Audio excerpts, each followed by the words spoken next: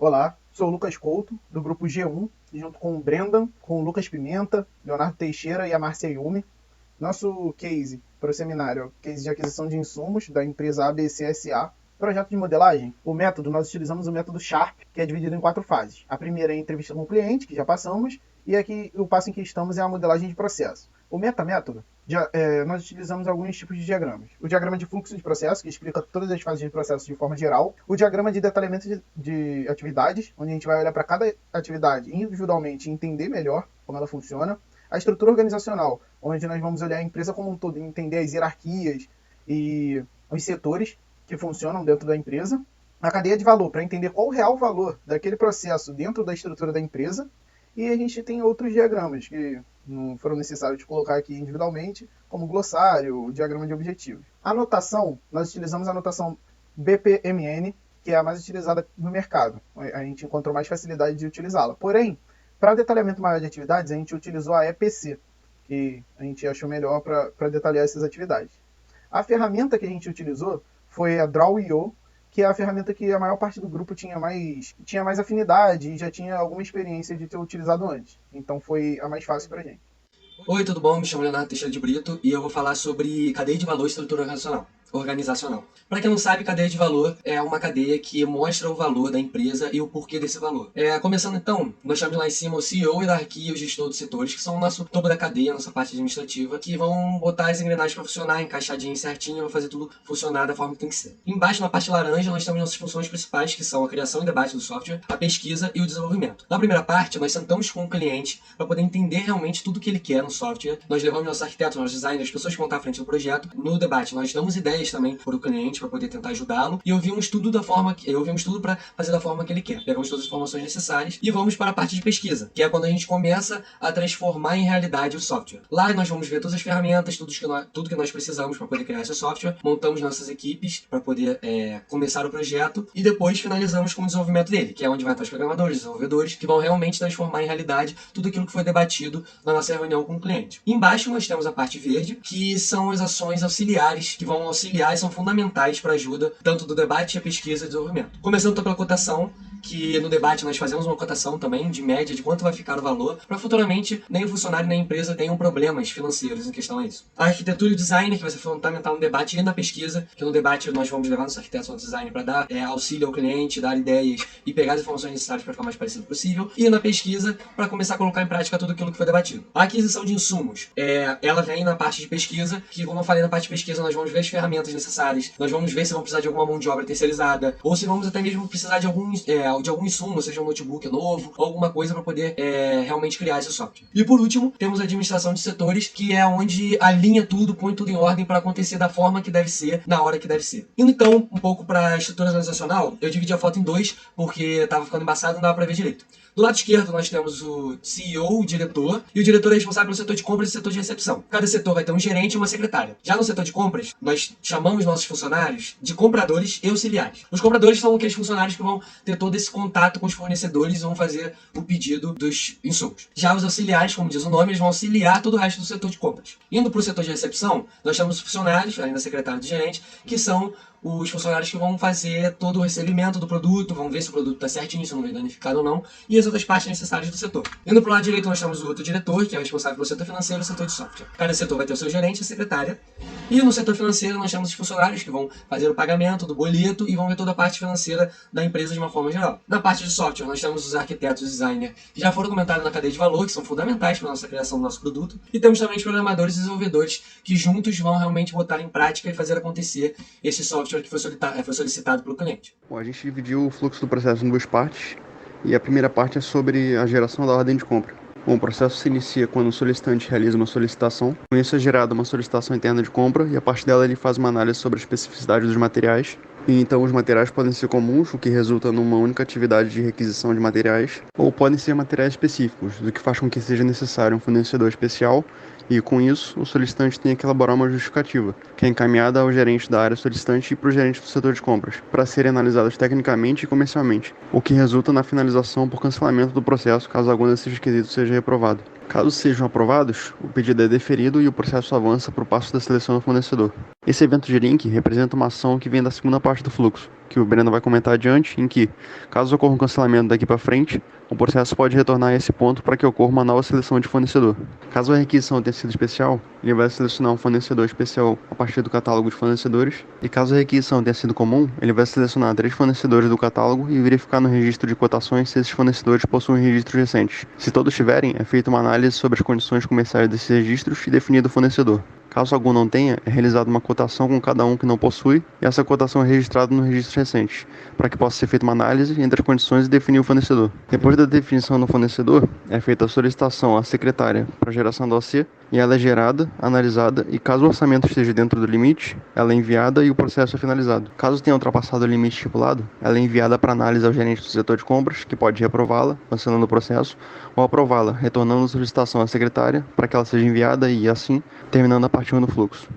A segunda parte do fluxo de processos agora é a conclusão de compra e recebimento do material. Ela começa assim que a parte 1 termina, com o envio da OC, que a gente vai dividir esse diagrama que está um pouco grande, um pouco difícil de ler, em 3 partes, mas ele é o mesmo processo, ou microprocesso de conclusão e recebimento do material. Nessa primeira parte da divisão, começa com o envio da OC pelo setor de compras, que foi o que terminou na parte 1, logo o fornecedor recebe essa ordem de compra. Enquanto isso, a secretária do setor de compras está monitorando a chegada, no seu caderninho, como dito pelo case, pela entrevista, e o que pode acontecer enquanto ela monitora é que o pedido pode estar atrasado ou pode estar pontual. No caso do pedido estar atrasado, ela precisa cobrar o fornecedor, que é uma atividade em loop. A cada um dia ela precisa fazer uma ligação para o fornecedor e cobrar. E sempre que ela cobra, uma notificação é enviada tanto para o solicitante quanto para o comprador, que é do próprio setor dela, para avisar da data prevista da chegada daquele material. Agora tem a parte do cancelamento também, que a gente pegou um exemplo do case que se cancelava nesse momento aqui, que era por atraso, mas foi dito também que pode ser cancelado a qualquer momento, só que ia ficar muito poluído se a gente botasse em todas as atividades uma chance de cancelamento e tal, então a gente decidiu botar aqui, mas como regra de negócio pode ser cancelado em qualquer momento. E se o pedido estiver atrasado, pode se optar por cancelar, gera uma ordem de cancelamento de pedido, e no pedido cancelado você vai para esse evento aqui, que aparece também lá na parte 1 do fluxo, ele leva lá para o selecionamento de novos fornecedores, porque quando o pedido é cancelado aquele fornecedor, não a compra em si. Cancela só o pedido e volta para os outros fornecedores que já foram selecionados para decidir quem vai ser o fornecedor novo. Nessa segunda parte aqui começa onde acabou a primeira, e o fornecedor vai enviar o material. A gente optou por representar de forma de gateways complexos esse envio do material, porque ele pode acontecer ou antes, ou depois da fatura, ou enviar primeiro o material sem nada, depois da fatura, ou vice-versa, então a gente fez dessa forma. E quando chega ali no setor de recepção, para ele receber a mercadoria, ele recebe tanto o material quanto a fatura. Com os dois em mão, ele confere se o material bate com o que está escrito na fatura, ele confere se tem algum problema ou não. Se tiver com problema, ele volta esse material para o fornecedor, que recebe o material, retira, lá do setor de recepção, e tem que corrigir esse problema para poder enviar de novo e volta para a parte 1.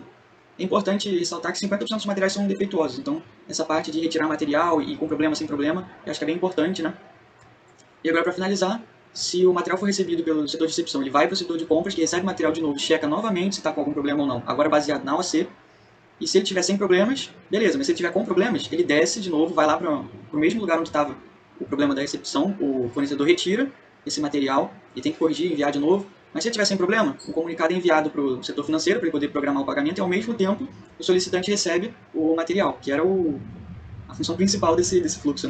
Depois que o pagamento já está programado e o solicitante já está com o material em mãos, ele já está checado tudo, conferindo, então a gente acredita que a compra já esteja finalizada, então acaba tanto esse processo quanto o macroprocesso.